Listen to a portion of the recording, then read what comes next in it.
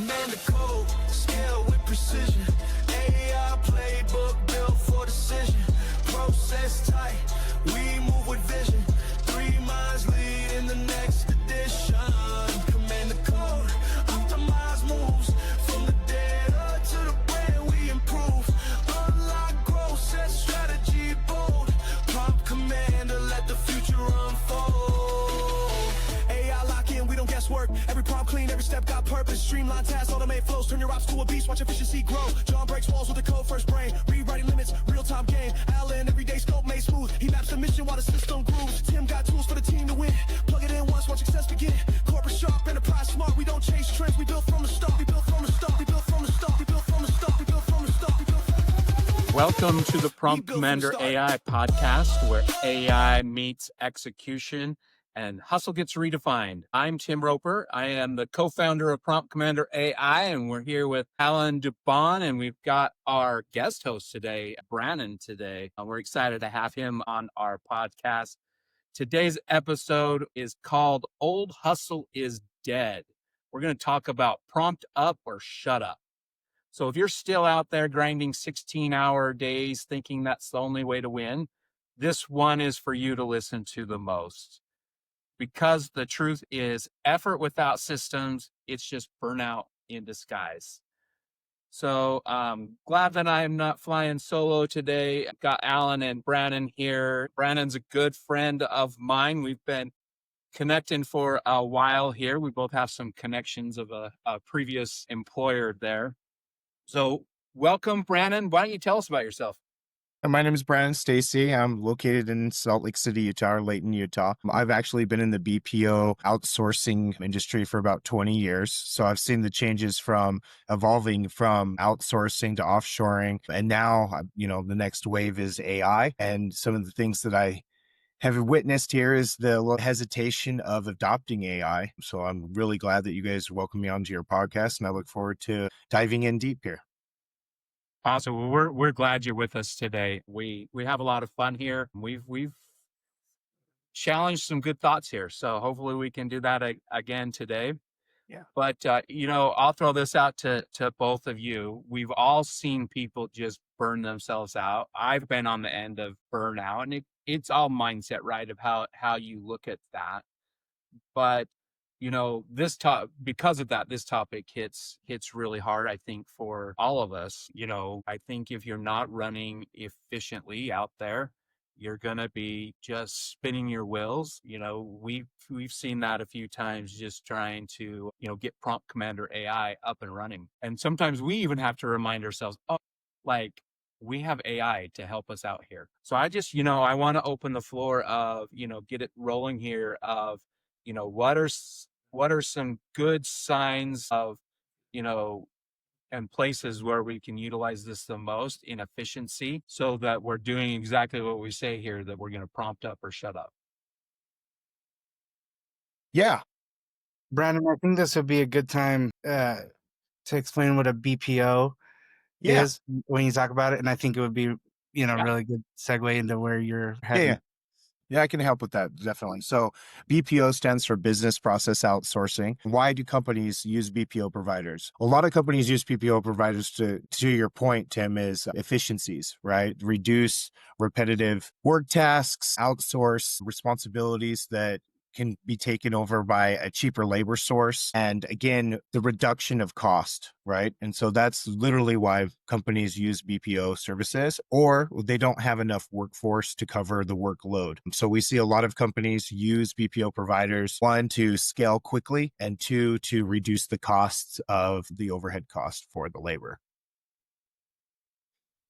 So I think to segue into what you're saying, Tim, is automating and using AI to drive efficiency. There's a lot of tasks that everybody does every day. One is everyone uses email, right? So there's many different services out there that can go through and automate a lot of the responses that are just the simple responses, whether it's replying to a customer or it's speaking with a colleague within your organization, and they're asking simple FAQ questions. A lot of the newer technology in AI can query those questions and shoot out responses, which reduces the manual labor portion of actually sitting in front of a computer. Maybe it's your schedule, right? Maybe you don't want to take time to, or you don't want to hire someone to, set your schedule like an executive assistant. You can actually have an AI tool that does all of that for you. And it will, based off of your behaviors from scheduling, it will actually set those schedules for you and schedule appointments on your best and available time on your calendar. Awesome. What softwares would you recommend? We like to kind of share Yeah. the secrets out here, right? Like we're out here all testing, and we've had We're open book here at Prompt Commander. Okay. and we know that it's not all without some glitches, right? Everything's got a little glitch.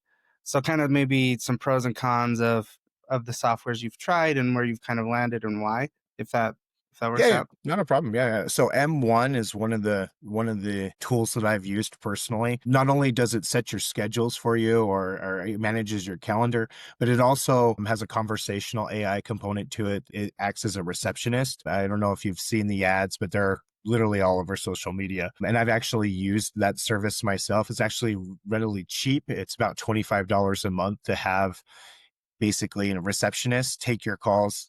You can program it. It's a basically low code, no code software where you can go in and have simple responses or queries put in. And then when the customer or someone calls you and has a simple question like when would you be available, or when can I get my next invoice, or whatever it is, right? You can code the software to give those responses, and then obviously it learns as it goes, so that when they do want to speak with you, they will schedule an appointment, and then you can give them a call back on your next availability, right? Which reduces the amount of $25 a month is unbeatable, right? I mean, there's Right. not a place in the world where you can have that type of service given from a human agent. The cost-effective piece. The next piece is the Motion, is another one that I've used as well. It's a little bit more complex, but it does a lot of other things as well besides appointment setting and answering queries. It actually is a full desk application that allows you to literally do half the business, right? It reads your emails, it does responses, it schedules your calendar, it handles all of the receptionist work as well. So it's definitely, those are two that I've used personally outside of, where I currently work, which is Digitide. But those are two applications that are easy to use and you can have it up and running within a few hours. That's awesome. And I'm sure it was hard to trust. I don't know if that's even the right word here, but trust it. And I've seen people when it first came out, it did glitchy stuff, right? And I'm not saying these companies in particular, but just that Yep. that idea of that kind of software. Do you feel it sounds like you feel it's finally in a really good place where the trade-off is good. There might be some glitches, but Yeah. As far as the glitching goes, I would say about a year and a half ago, we weren't there yet. And the acceleration of AI is incredible. So mind-blowing. that's what I do every day. Obviously I'm a sales rep for Digitide. I sell AI first native solutions. And what does that mean? Well, what that means is we find solutions that are best equipped for businesses, right? And I see a lot of different technologies across the world. I do work for internationally. So the Asia Pacific market is obviously different than the Middle East market, and the UK and the African markets are a lot different. And then you have the US, Canada, Northern America market. And the acceleration from each side, it's like a big global war, I guess you could say, as far as who can get there first and who can provide the most solid, seamless solution possible. As far as some of these tools, I would say that some of the drawbacks is they are very limited to what they're limited to the capabilities of what we think AI should be, right? So we're still in the infant stage, I believe, as far as the capability side, because the sky is the limit when it comes to what is it that we can automate and how do we not automate ourselves out of a job, right? So Right. the glitching side, that will fade with time. just like any of your chat bots that you've used from 1990 all the way into the early 2000s. And now we're all the way to agentic AI and conversational AI, right? So in the next 10 years, I really do believe that, what you're doing today and you're doing all these repetitive tasks, you're checking invoices or you're building invoices or you're checking inventory or any vertical, right? All of these simple tasks that take a lot of time, like building a spreadsheet. I mean, who builds a spreadsheet anymore, right? I mean, I do, but I mean, at the end of the day, there's an AI tool that literally you type in, just like a GPT, you can type in all the information that you want and it will build a spreadsheet for you, and it will have all the formulas and the formats in it. And that all of those tasks are going to be consumed by AI. So I think, again, it goes back to, and I know this is kind of veering off a little bit, but learning how to use the tools. How do they work? What type of tools do you need?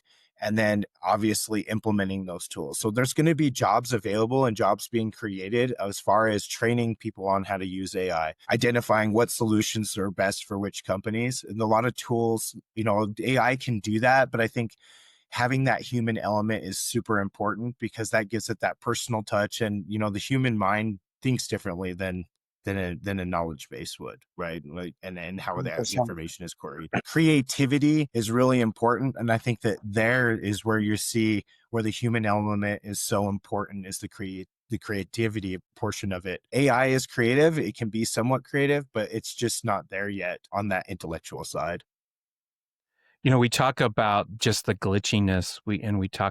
I start thinking about where we've come, like from the 90s into the internet. We've seen, cable television move into streaming, and we've put up with the glitchiness of it.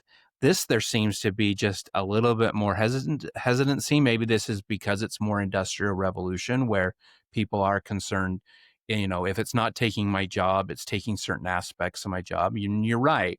People who love to do Excel sheets, like I have a good friend, man, he's really comfy in the sheets and will do things for you. But now I don't really need that anymore. I've developed some amazing spreadsheets just on ChatGPT, telling it the criteria, what I needed it to do, all the formulas. I need certain columns to, add up and calculate things for me. What are some things that we can do or people can do to get past this hesitancy and start to use things? Yeah, I think first is being open to change just from the very beginning. I think that that's important, right? And then the second piece I think is knowledge, right? How can this amplify my job? And I think it's just the mindset that people need to get in, because AI is here and it's not going anywhere. Like it's just not. It's already doing things outside of what we thought was even possible as far as gathering information and providing you with information. I mean, if you haven't downloaded ChatGPT on your phone, you're already behind, right? I mean, I can find a recipe for anything within minutes, right? And I can cook things that I've never cooked before. So I think, again, it's just being open to that, learning and understanding what is it used for? How can I use it in my day to day? And that's just going to bleed into your work, right? I think at the end of the day, we're always trying to find the easiest, most efficient way to do things. And if you have that mindset already and you're a business owner, a small business owner, especially small business owner, you can literally accelerate your business and grow your business tremendously by incorporating AI and AI tools that allow you to free up your time to go focus on, maybe it's your customers. Maybe you need to focus more on the relationship piece with your customers. Maybe it's you need to understand more of where the pain points are or why your customers are leaving your business, right? And going to your competitors. There's a lot of different things that you can do with AI that really bring a ton of value to you and your business, which then translates into providing excellent service to your customers. Yeah. Which can be overwhelming, and that's what we do here at Prompt Commander is, we can help navigate that out there and get you to the right, because you go out there and you say, hey, I want a phone operator, which ones really work, which ones are just, the ones that are just out there, they're just trying to make a quick buck off of garbage. But we can help you get through that. And that is actually another whole spectrum of the AI world that I think that is not really being utilized enough as far as finding consultants that understand the AI world and what it is that you might need, right? So having a consultation with Prompt Commander AI and getting the full spectrum on what is your business, how does it run, what is the end game, and what goals are you aiming for as a business, and then where do you find your most success, right? Because we can all focus on what's successful in your business, but really what holds you back is what aren't you successful at, right? And I think then that's really where the game changer of AI is. And then back to your point is finding those consultants that can help you identify what tools to use, help you implement those tools. And then the most important piece is training your employees and your leadership team on those tools specifically and how those are going to impact your business. I like that you said that it amplifies Yeah. your job. You know, I'm going to play devil's advocate. Make me feel safe that you're not just using semantics to dance around that the robots are going to take my job, right? Yeah. You're using pretty words. Uh, Obviously, we're prompt readers, so we believe that in the amplification. But I'm just playing devil's advocate here. You know, okay, instead of using a pretty word like that person didn't die, they passed, right? Like we're like, okay, so you're amplifying my job. It's Yeah. still going to go away, or what does that mean for me, the common user or not user of AI? So from my side, and I can only just speak from my experience, right? From engagement with prospects for your business or potential customers, being able to reach more of those customers and drive them to your website, or maybe it's drive them to the front door to come into your business to purchase products. I think there is one of the biggest rollouts of AI and the amplification of that is being able to reach more people quickly and then being able to provide them with the content that's needed to get them to come into your store or to convince them that your products is right for them. The more people you can touch, the more opportunities you have to close more deals. So that's Um, one. And then also the content piece, right? So a lot of people across the US, they instant gratification, right? They want to know what it is you do, how do you do it, and how are you going to help me? And I think that piece right there, you're able to build content quickly and be able to get the information out to those people that need it. And then that in turn, when people see that you're very responsive in from your business, they're more likely to return to your business, whether they had a problem or not, right? If you go back 10 years ago and you're calling into a call center, you're trying to get your bill resolved and you're waiting on hold and then they want to push you to a chat to speak to a live agent, a lot of people don't want to do that. They just want their issue resolved. So again, I think it's incorporating the AI into your business and ensuring that one, you're not only servicing your customers, but you're also providing them value, right? And I think that's really where the edge of AI kind of leans, is being able to provide that value, provide a resolution, and still retain those customers. It's going to be interesting out there. And you and I, talking about a previous employer that we worked for, Yeah. it'll be interesting to see how this impacts a business like that, because, we were doing sales for a lot of major companies across the country. And now I don't need that person in that seat as much. So it's going to be interesting just to continually watch this and see how it impacts certain roles. I have a really good friend who I want to get on this program, but he does property management. Man, he has adopted it to handle his after hours and weekend calls. And, he's paying $300 a month. And he says that is so worth the money that I can go have my weekends and enjoy my family now. And man, he can train this on the fly. He's like, I'm driving in the car, talking to it, training it on my business. And he can go back and listen to the calls. And it's amazing how people are interacting with this. Some people try to figure out if it's AI or not. Others Yeah. are just like, this Okay. is just a person I'm talking to. So, I mean, so I think that's part of the hesitancy that people have with this there as they see this transpire out there. But, we've got to bring this into our systems.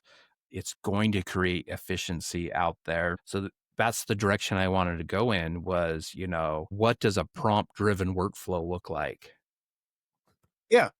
So we actually did some work for at Digitide. We're actually in the process of doing some work for a large ticket company, kind of like your StubHub or your Ticketmaster, and they're not as large as that one. But what they have done is they've done a lot of augmentation for their call center. Right? Is how can I service a customer and get them what it is that they need, whether it's returning tickets or a refund or identifying what shows are available in whatever area that I'm maybe traveling to or what's in my current area. And through that, right, I think how does that work, right? And I think then it's really building that knowledge base and understanding, how does my business run? When does a customer need to actually speak to a live agent? And back to your previous comment on I can go and enjoy my weekend and the AI will basically run my business while I'm gone. And if there is an escalation, I'll be notified of that, right? That's exactly what this company actually is doing, right? They were offshoring about 300 people offshore, I think in Indonesia, El Salvador, and different parts of the world, right? And what they've done is they've actually reduced their workforce by 80% in their call center just due to the AI implementation of Agent AI Assist, chatbot, and conversational AI. And then how do those prompts work? Well, I think it's more on identifying, when does the customer need to speak to a live agent, and everything else before that can be put into a knowledge base. And then the AI can go and query and search for those queries. Or maybe it's a customer chatting in and they ask a specific question. The AI will go and analyze the database and pull out options for that customer. And then once it gets to a point where, hey, the AI needs human intervention, then the AI can loop in a live agent and there's no waiting for that customer. So I think that's kind of one example of that. But the prompting side is literally just identifying what are the most common questions that are asked by your customers or by a colleague or whatever it may be, right? And those questions can then be queried and then answered quickly, a lot quicker than it would take me, Tim. You ask me a question and then I have to go to my e-source or knowledge base to identify, hey, okay, this is the question. Which scenario is best for Tim? And then going through those processes takes a lot of time. I mean, we're talking about you take a call from 6 to 8 minutes. This customer was resolved in 3 minutes or 2 minutes, right? And so now you're being able to resolve issues or get questions answered quickly. And we're talking about 24/7 support, right? So even in the wee hours of the night, someone has a question or they're concerned, they can still get some type of assistance by calling in or chatting in and getting those questions answered, right? The prompting side is definitely one that I would say is a lot of people, they do the easy prompts, whatever, talking to it normally. Easy AI is what we call Easy that. AI, yeah. And asking, those questions. I think once you get a little bit more granular with your prompts, you're going to get a lot more information and you're also going to get a lot more detailed information, like the deep research piece to ChatGPT, right? It does ask you additional questions, and those are the types of prompts that you want to actually put in first, and then the system will then prompt you with additional questions that will make the information a little bit more detailed and be able to provide you with a 17-page report on how to cook pasta, whatever it is, right? So I think, again, it's just one is identifying the right systems that you want to use. Two, making sure you have a good solid database or a knowledge base. And again, I think it all goes back to data. Data is the most important piece here. And I think that's really where the gold mine is what data are you using and how do you obtain the right data for whatever AI that you're using? So with that, talking granular, talking data, let's go enterprise level. Okay. Because I know Digitide serves enterprise level folks. So let's talk Power BI, right? Do you guys play nice with Power BI or are Definitely. you a replacement to Power BI? And the other thing is, in my experience being, in this side of things is it's a very powerful tool, no pun intended on Power BI, but it's a powerful tool, but a lot of people don't know how to get granular in it. And so how does your software overlay or replace, and help me as the average, mid-level executive up to, C-suite and stuff? How does that help me pull that data out, and we're assuming that it's good data, right? We know garbage in, garbage Yeah. out, right? Yeah. But how does that help me in that space? Like, we're talking about it, prompt up or shut up, right? And how does it help me do that? And how does it help me move faster and even look better in my job or role wherever I'm at? First is just sourcing the data, right? Where is Right. the data coming from? Two, how are you filtering that data? And then three is how is that data being translated to you, right? So we do use a lot of different Power BI tools that can go out and source the data, pulling from whatever CRM or maybe it's a dialer, and pulling in those metrics and identifying, hey, these are all metrics that are meeting the standard KPI sets, whatever those sets are when you're going through and building out that reporting. But then again, it's identifying where are the weak points and where do you need your improvements, right? Everyone loves to look at data, especially when it's green, right? Everything's Yep, green yep. across the board. But I think, again, it's like being able to double click on, why am I red in customer service scores? Or maybe my NPS is low, or maybe I'm seeing a large amount of returns, say from the Home Depot or Lowe's, right? Some of the companies we've worked with in the past, and being able to build those reports and give them real-time data feeds, right? Real-time data feeds are really where you're going to be able to make the biggest impact into your business, because then you can identify where the problem is immediately versus 3 or 4 days waiting for Power BI to upload the old way, right? Where it's pulling the data, it's historical data, it's feeding that data in, and you're looking at 3 days of reporting that was from last week, and you're, Yeah. Thursday today, and you just Crazy have lag Monday's metrics. data. Yeah. So it gives you options. It also allows you to have the flexibility of identifying, hey, this key metric is off, right? It's saying 6,000%. Why? And then being able to go identify, hey, we have an issue at our facility in New Hampshire, and their up feeds are not working, right? So we can identify that quicker, and then it reverses the downtime, which then is saving you money, right? Because if you allow that problem just to continue on for 3 or 4 days, how many more customers are impacted, or how many more departments are impacted by not knowing? And I think at the end of the day is, you don't know what you don't know. So at the end of the day, finding out where those problems lie and being able to identify those. We do offer different layers of data consolidation. Again, it just depends on your business, and how you want those uploaded, right? But again, it's really the real-time feeds. Real-time feeds are which allow you to say, hey, this agent had a bad interaction. This was a $6,000 order. We need to get someone to reach back out to them. Or maybe we have AI reach out to them and schedule an appointment, right? That's awesome, man. Um, so I do a lot in the healthcare space, Okay. and revenue cycle optimization is always a big hitter. Okay.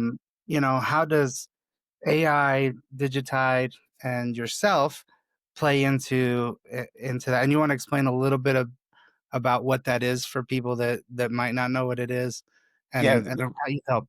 Yeah. So revenue optimization is just identifying your billings and your claims and your diagnosis of your business, right?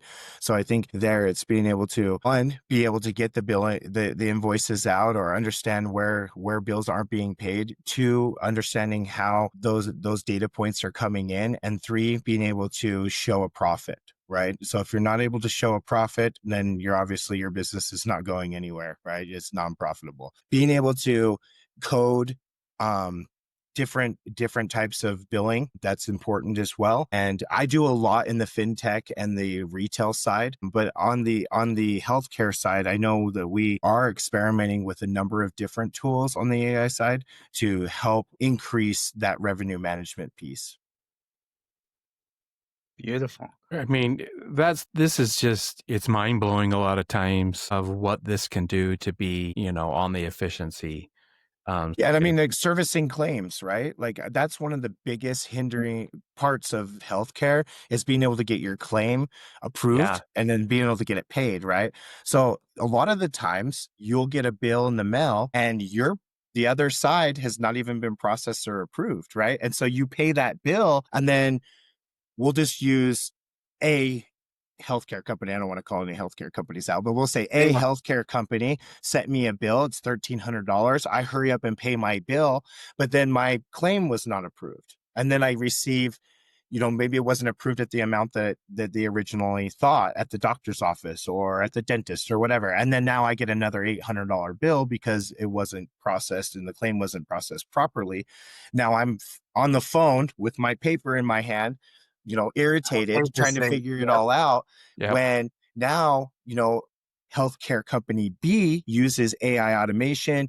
They are scanning claims, they're processing claims, and that's done in a 24-hour period after the claim is processed, right? So now more people are going to want to go to healthcare company B because they know exactly what it is they're going to get. They know when their claims are going to be processed, and they're not waiting 3 weeks to identify, hey, this was covered under my insurance. I think of times in my medical history or family history where we've overpaid, and no one comes back to us and says, "Hey, you overpaid this." Never. Now there's a system in place that's going to prevent that from Yep. even happening, right? And I'm not going to have to be that person I've been the pad of paper guy I was just doing it the other day with the medical bill from my son, trying to figure it all out. But man, if you can have access to a side of this that's going to track all of your stuff through, the insurance companies, I mean, the possibilities are just endless. And I do think it's going to be a lot on the healthcare side of things that this really makes things more efficient, streamlines things. And it also helps the healthcare companies, right? I think at the end of the day, there's less turn on your members or the people that are enrolled with your services or your providers, right? And then it's being able to know exactly what your bottom line is, right? So those key executives knowing, hey, these claims are being processed, we're not having to redo work, which again saves the company money, and then it also saves people time. And then time is money, right? At the end of the day, time is money. Well, and sometimes fixing those processes, whether healthcare or any company, right, that we've done a little bit of consulting with, is sometimes it's more expensive to stop, to analyze, and then fix. So we just it's worth losing that 30 cents on a dollar to just keep the flow going versus stopping for a week, and so what I'm catching from what you're saying is, hey, this does it in the background, and then we can just take 1 or 2 hours to get together and see what needs to be done, and then change and implement, versus shut everything down for a week or Or pull people off even not project. needing to stop at all. So Yeah. one thing great about AI is you can layer AI on top of each other, right? And I think a lot of people, they think of AI and the system does it all. But if you have two systems that are working in conjunction with one another and they're both AI, now you're really saving time and money. So one that's doing all the processes and the claims and the billing, and then one, another system, the AI system that's layered over the top that's doing the analytical piece. And then not only are you getting two reports as an executive, you can have a system then that analyzes and puts that into a full executive summary, and you're receiving that every week or however often that you want. And you can really keep the temperature on your business, and you know where the gaps are and where things are falling apart and where things are improving and where you really need to put your energy. So again, back to the time efficiency piece. Love it. So to start to bring this back, but Yeah, you're right about we that. started talking about just efficiencies and people being overwhelmed to start. This is a question to both of you to hear from you on it. But if you could give one piece of advice to specifically a small business owner, but any business really, but who they're still doing everything themselves, where should they start? Well, for me, I would say you need to contact Prompt Commander AI. That would be the first. You're a Right? man. No, but outside of that, I think it's really, where do I start? It's where do you need the most help, right? You know where you need the most help. If you're a small business owner, you're all over the place. You're wearing a number of different hats. Which one of those hats is consuming the most of your time? Right. And I think that piece is where I'd really start. And then I would go there. Where are my repetitive tasks? Right. What is it that I'm spending the most time on, and what am I doing the most of, and identifying those two key parts with that. That's where I see a lot of the enterprise levels really begin. And I think it just trickles down to medium-sized business to small business, is how can I free up more of my time to do the things that matter most, that impact my business in a positive way? whether that's revenue cycle management, whether that's sales, whether that's reception work in your office, any of those, I think that is probably the most piece. And for small businesses, it's probably the receptionist piece and dealing with customers. And I think that's really where AI Absolutely. can come in and assist you. Yeah. No, I love it. For me, I think it's something that you said earlier, Brandon, is start talking to it, start using it, right? And you're not going to break it. It may not give you the answer you want, but that's how you learn, right? And so that was, it was interesting that we were even having that high level conversation. We talked about just those beginning steps of just use it, right? John Whiteau, our other partner, he talks about just talk to it. And so really going in, scratching the surface. You don't have to come in and be an expert day one, but go in and just scratch the surface and start asking it questions, start messing around with it. And people are like, it can't be that easy. No, it is, right? And then the better that you understand it by using it, then it gets easier and easier and you get more efficient. It's kind of like riding a bike, right? When you first start, you're wobbly and, and sometimes you fall off or whatever. And that's where the answers go wrong. And then you kind of figure out what that bike needs for you to stay. The bike is whatever, AI system you're using, and get out there and just use it. Like for me, and it can be scary because it can be, we're used to things like Excel, and if I go in there and I mess with something, I can go delete a whole lot of data, right? And then there's a lot of problems that come with that.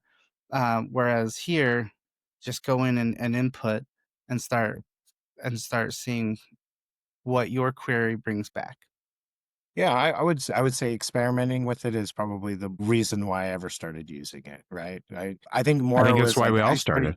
Yeah, I think, and again, it's like, what can it do? Well, and I think one of the first questions was like, tell me more about World War II, or tell me more about, what's going on in Africa or whatever. And then it just kind of starts to lead into everything else, right? You're like wanting to know quickly on how to do something. It literally will go and search the internet and pull anything that you really want to, within reason, want to learn. And I think there you just start learning. And that's really where the seed is planted in the human, right? Because we can find anything and everything now. It's literally better than Google. It really is. I don't even. Oh, it use really Google. is.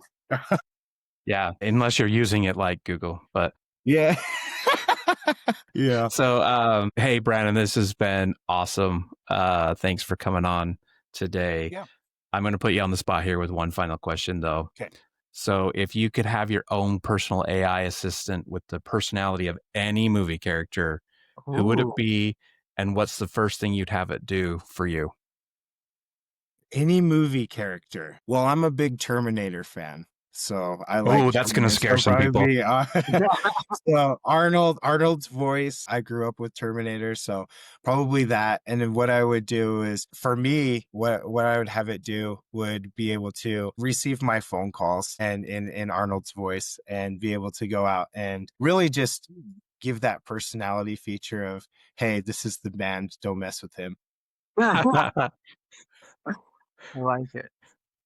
Well, thanks, Allan. Thanks, Brannon. That wraps up this episode of the Prompt Commander AI podcast. Brannon, just a huge thanks for jumping in and bringing the heat today. You were spot on.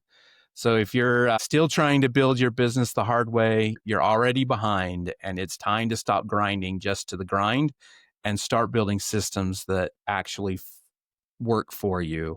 And at Prompt Commander AI, we don't just believe in working smarter, we build it. We build it prompt by prompt out there, strategy by strategy. And so if you're ready to ditch the old hustle and step into the real momentum, visit us at promptcommander.ai and let's get you moving forward. And until next time, stay human and let AI do the boring stuff. Hey, thanks everybody. Appreciate you.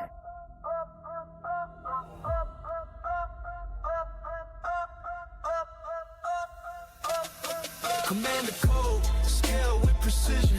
AI playbook built for decision. Process tight, we move with vision. 3 minds lead in the next edition. Command the code, optimize moves. From the data to the brand we improve. Unlock growth, set strategy bold. Prompt Commander, let the future unfold. AI lock it work. Every prompt clean, every step got purpose. Streamline tasks, automate flows, turn your ops to a beast, watch efficiency grow. John breaks walls with a code first brain, rewriting limits, real-time game. Allan, everyday scope made smooth. He maps the mission while the system grooves. Tim got tools for the team.